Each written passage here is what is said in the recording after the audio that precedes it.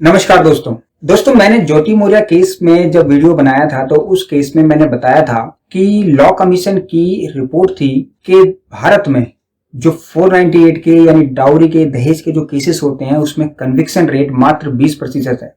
यानी कह सकें कि अगर 100 केसेस फाइल होते हैं तो उनमें 80 बरी हो जाते हैं, छूट जाते हैं और 20 लोगों को ही सजा होती है। यानी इतना रिकॉर्ड होते हुए भी, इतना कम कन्विक्शन रिकॉर्ड होते हुए भी इन केसेस की अंबार लगा हुआ है। आप किसी भी राज्य में चले जाओ, डाउरी के मुकदमे भर भर के मिलेंगे आपको। कोर्ट इतनी परेशान है कि पूछो मत। अब सिचुएशन ये क्रिएट हो जाती है कि जब लॉ कमीशन की रिपोर्ट भी आई, उसके बावजूद भी इसमें अमेंडमेंट क्यों नहीं होता? क्यों पुरुषों को भी राउट नहीं दिया जाता? उनको भी तो थोड़ा राइट दिया जाना चाहिए। हाँ, अरनेश कुमार की जब जजमेंट आई तो सुप्रीम कोर्ट ने उस पावर को बैलेंस किया। पहले होता यह था कि जैसी 498 की एफआईआर हुई तुरंत अरेस्ट कर लिया, घर वालों को अरेस्ट कर लिया, उसके हस्बैंड को अरेस्ट कर लिया, तो बड़ी प्रॉब्लम हो जाया करती थी। सच क्या है झूठ क्या है वो तो एविडेंस के स्टेज पे पता लगेगा, लेकिन तब तक उनका हरासमेंट हो जाता था। तो क्योंकि जब ये डेटा इस प्रकार का आता रहता है और सुप्रीम कोर्ट को मालूम है, कोर्ट्स को भी मालूम है कि चीजें चलती हैं, तो उन्होंने इसको बैलेंस कर दिया। यानी हर केस में अरेस्ट करने की रिक्वायरमेंट नहीं है। अरेस्ट करने से पहले सबसे पहले आपको सुपीरियर ऑफिसर की आईओ को परमिशन लेनी पड़ेगी, तभी आप अरेस्ट कर सकते हैं हस्बैंड को या फिर उसके रिश्तेदारों को। और एलिगेशन बहुत सीरियस है तो उस कंडीशन में भी आपको परमिशन लेनी ही पड़ेगी। अब कहने का, इसके अंदर जो डिस्कस करने का पॉइंट ऑफ व्यू है वो ये है कि एक्चुअल में डाउरी कहते किसे हैं। देखिए, भारत में एक है डाउरी प्रोविजन एक्ट और एक है 498A आईपीसी सेक्शन। ये दो सेक्शन, एक एक्ट और एक सेक्शन, दोनों मिलकर डाउरी को डिफाइन करते हैं और डाउरी के केसेस जो है इसके अंतर्गत डील होते हैं। तो 498 की सबसे बात करें तो 498A ये कहता है कि क्रुएलिटी हो। अब क्रुएलिटी किसी के अगेंस्ट में होती है तो डाउरी दहेज मांगना भी क्रुएलिटी है। उसको प्रताड़ित करना, शारीरिक रूप से, मानसिक रूप से, फिजिकल, मेंटली, कुछ भी, वो सब कुछ क्या है, क्रुएलिटी आ जाता है। इसलिए डाउरी का कंसेप्ट 498A में आ जाता है। इसलिए जब एफआईआर होती है तो 498A का सेक्शन उसमें अट्रैक्ट होता है, वो लगता है एफआईआर में। अब दूसरा पॉइंट है कि जो डाउरी प्रोविजन एक्ट है, डीपी एक्ट बोल सकते हैं उसको, तो डीपी एक्ट क्या बोलता है कि दहेज लेना तो जुर्म है ही, दहेज देना भी जुर्म है। तो जब दहेज दिया जाता है उस कंडीशन में भी यदि अगर हस्बैंड पक्ष ये प्रूफ कर देता है कि दहेज दिया गया तो इक्वल पनिशमेंट उनको भी है, कंप्लेनेंट को। और अगर डाउरी ली जाती है और ये प्रूफ हो जाता है तो फिर हस्बैंड को भी इसमें पनिशमेंट है। यानी दहेज लेना और देना दोनों ही क्या है, जुर्म। अब डाउरी क्या है? जब कोई किसी चीज को शादी के समय मांगा जाए, याद रहे मांगा जाए, मांग के वो मिले, तो फिर वो डाउरी कहलाती है, एज ए डाउरी। दोस्तों, अब सिचुएशन ये आती है कि ऐसी कंडीशन में क्या हर एक चीज जो मिलती है वो सब डाउरी के अंदर आ जाती है? नहीं। जब भी आपको शादी के अंदर, यानी हस्बैंड पक्ष को शादी के अंदर जो गिफ्ट मिलते हैं वो डाउरी नहीं है। जो वाइफ को जो गिफ्ट्स मिलते हैं वो उसका स्त्रीधन है। स्त्रीधन अगर आप रख लेंगे, यानी अगर हस्बैंड के घर वाले या उसके ससुराल वाले स्त्रीधन को रख लेते हैं तो उस कंडीशन में 406 आईपीसी अट्रैक्ट होता है। यानी आपने मिस अप्रोप्रिएट कर लिया किसी का धन, स्त्रीधन को आपने रख लिया, तो उस कंडीशन में 406 लग जाएगा।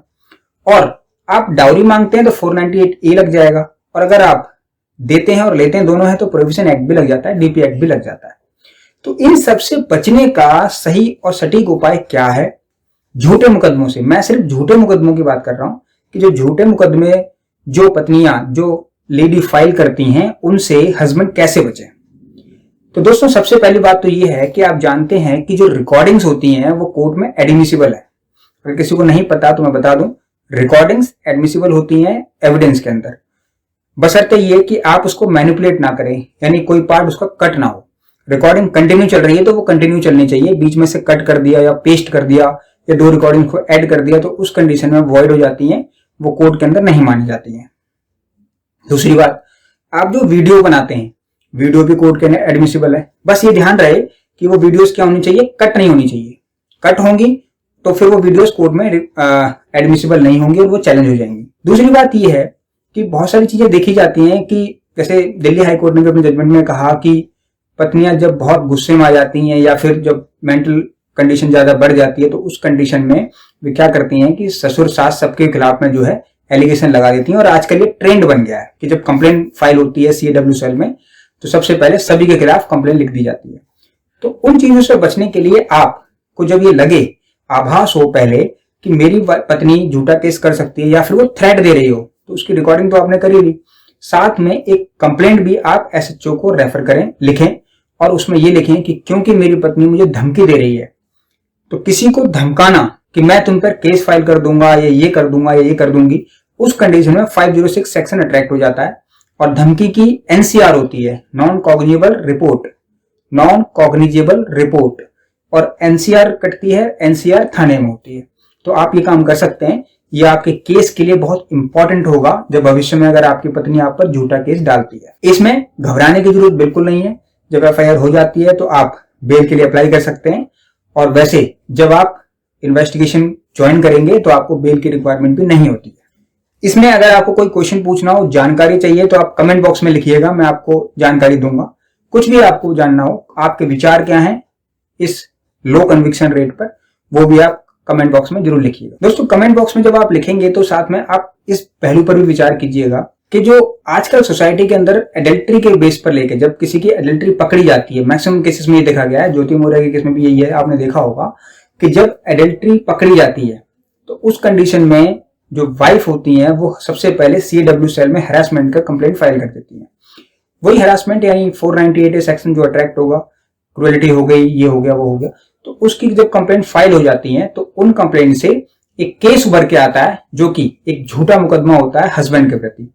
ऐसे केसेस को डील करने के लिए जो चीजें मैंने बताई, आप उन पर गौर फरमाएं और वो आप हमेशा अपने पास रखें और संभालें। इन केसेस से जुड़ी जानकारी अगर आपको चाहिए, कुछ भी आपको क्वेश्चंस पूछना हो, तो आप बेझिझक कमेंट बॉक्स में लिखें और हम उस पर विस्तार से डिस्कस भी करेंगे। और जानकारी के लिए चैनल को लाइक करें, सब्सक्राइब करें और बेल आइकन को जरूर दबाएं ताकि आप तक ये लीगल नॉलेज वाली वीडियोस पहुंचती रहें। नमस्कार दोस्तों।